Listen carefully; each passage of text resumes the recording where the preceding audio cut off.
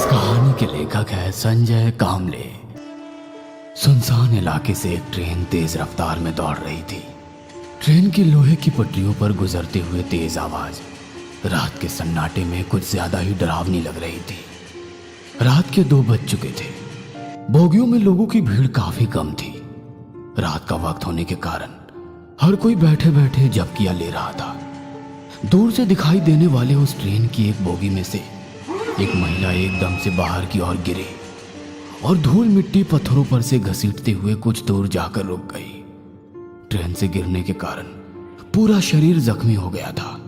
खून से लथपथ वो वैसे ही ट्रेन की तरफ देखती हुई पड़ी रही और ट्रेन दूर दूर जाते हुए अंधेरे में नजरों से ओझल हो गई। पिछले 1 महीने में ये चौथी वारदात थी। नौकरी पेशा महिलाओं को लूट ट्रेन से फेंक कर उनकी हत्या आम बात हो गई थी। 4 दिन बाद तेजी से कदम बढ़ाते हुए वो प्लेटफॉर्म की ओर चल रही थी। रात के करीब 1:30 बज चुके थे। यह आखिरी ट्रेन थी। अगर ये ट्रेन छूट जाएगी तो सुबह 5 बजे तक उसे इंतजार करना पड़ेगा। इसलिए किसी भी हालत में उसे ये ट्रेन पकड़नी ही थी। पर उसे डर भी लग रहा था, डर जो वो पिछले 1 महीने से महसूस कर रही थी।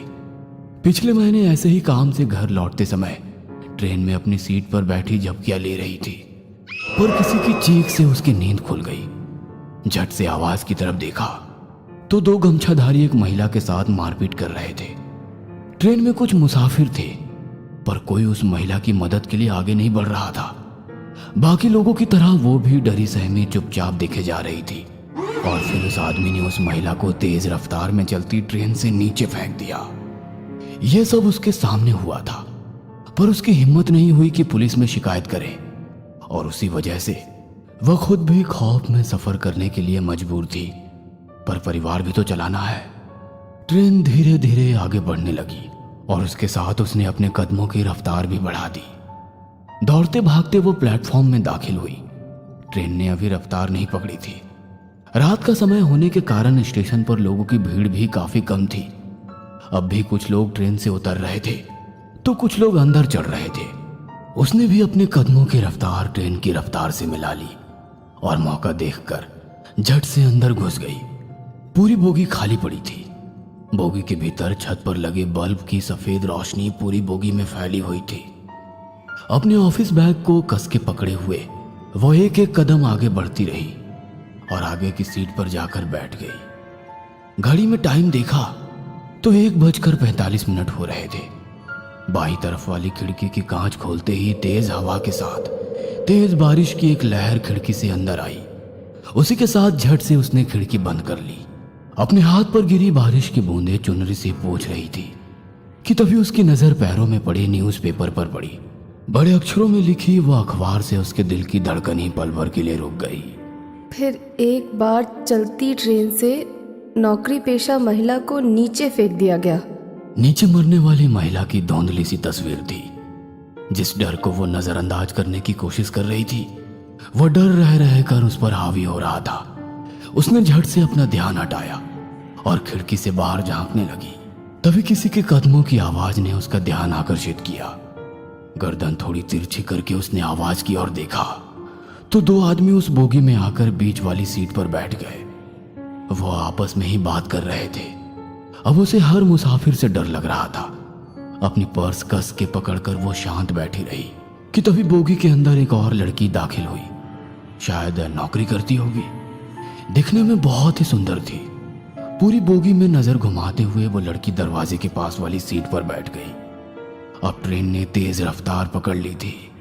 खड़ाक खड़क खड़ाक खड़क तेज आवाज रात के सन्नाटे को चीरती हुई आगे बढ़ रही थी। उस महिला ने घड़ी में देखा तो करीब 2 बज चुके थे। तभी पीछे वाली बोगी में से 2 आदमी ट्रेन के भीतर दाखिल हुए। उन्होंने चेहरे पर गमछा बांध रखा था। दोनों की सिर्फ आंखें ही चमक रही थी। उन्हें देखकर ही उसका बदन कांपने लगा। उन्हें देखकर महीने भर पहले हुई वारदात उसकी आंखों के सामने आ गई।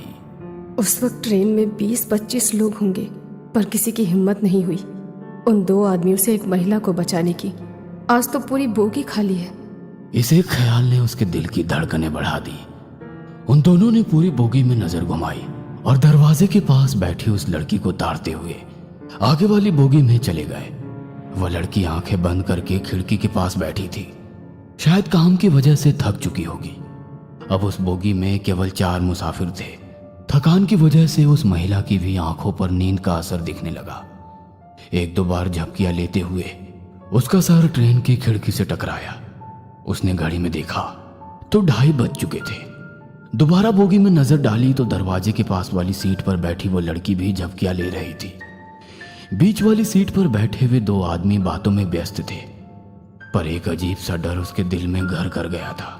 वह सिर पीछे टिकाकर वैसे ही आंखें खोलकर बैठी रही, पर कुछ ही देर में उसे नींद ने अपने आगोश में ले लिया। एक अजीब सी आवाज से उसकी नींद खुल गई। सामने देखा तो वो 2 गमछाधारी आदमी उस लड़की का पर्स छीनने की कोशिश कर रहे हैं। वो लड़की मदद के लिए पुकार रही है, पर कोई आगे नहीं आ रहा था। वह महिला भी डर के कारण चुपचाप बैठी थी। सामने की घटना देख उसका जिस्म कांपने लगा। बेबस होकर वो सिर्फ देख रही थी। उस आदमी ने उस लड़की के बाल पकड़े और दरवाजे से बाहर देखते हुए हंसने लगा। वह लड़की गिड़गिड़ा रही थी, अपनी जिंदगी की भीख मांग रही थी, पर उसने पूरी ताकत से उसे बाहर फेंक दिया और एक दर्दनाक चीख चारों ओर गूंज उठी। वह महिला झट से नींद से जाग गई। वह सिर्फ एक सपना था, पर दिल अभी भी जोर जोर से धड़क रहा था। घड़ी में देखा तो 3 बज चुके थे। उसने गर्दन ऊंची कर दरवाजे के पास बैठी लड़की को देखा और सन्न रह गई। वो सीट खाली थी। उसने पूरी बोगी में नजर घुमाई, पर वो लड़की कहीं नजर नहीं आ रही थी। पर उस लड़की की बगल वाली सीट पर वही 2 गमछाधारी आदमी थे। लगता है उस लड़की को मार दिया। वो अपने आप से बुदबुदाई कि तभी बीच में बैठे 2 आदमियों ने उन पर हमला कर दिया। ट्रेन की तेज होती आवाज में उन लोगों की मारपीट शुरू हो गई। वह महिला डर के कारण सीट के नीचे बैठ गई। वे एक दूसरे को मार रहे थे। तभी उसे नीचे 2 दिन पहले का एक न्यूज़पेपर पड़ा दिखाई दिया। उसमें बड़े अक्षरों में लिखी एक खबर पर नजर गई। फिर एक बार चलती ट्रेन से नौकरी पेशा महिला को नीचे फेंक दिया गया। नीचे मरने वाली महिला की तस्वीर थी। उसने वो न्यूज़पेपर हाथ में लिया। तभी नीचे घसीटते हुए एक आदमी जान बचाकर भागता नजर आया। पीछे वही गमछाधारी आदमी चला आ रहा था। अब उस औरत को भी समझ आ गया कि आज उसे भी चलती ट्रेन से नीचे फेंक दिया जाएगा। डर के कारण उसकी आंखों से पानी आने लगा। जमीन पर घसीटता वो आदमी सामने देख रुक गया। जमीन पर पड़े उस आदमी के माथे पर किसी ने गन लगाई थी। वह बंदूक देखकर महिला ने जीने की आस ही छोड़ दी। डर के कारण अपने घुटनों के बल नीचे बैठी उस महिला ने सामने देखा और दंग रह गई। हाथ में गन लिए वही लड़की थी जो दरवाजे के पास बैठी थी। तभी पीछे से आ रहे गमछाधारी ने नकाब और चादर हटाई। वो 2 पुलिस वाले थे। हाथ में गन पकड़ी वो लड़की बोली, मन तो करता है यही तुम दोनों की खोपड़ी खोल दूं, ताकि तुम जैसे हैवान दोबारा किसी लड़की को कमजोर समझने की गलती ना करें। हवलदार, ले चलो इन दोनों को, खातिरदारी जो करनी है। वो लड़की तो इंस्पेक्टर थी। उस महिला की जान में जान आई। जमीन पर पड़े न्यूज़पेपर को उठाया। मरने वाली औरत की तस्वीर देख सन्न रह गई। तस्वीर उसकी खुद की थी। शायद उसकी रूह इंसाफ के लिए तड़प रही थी, जो आखिरकार मिल गया था।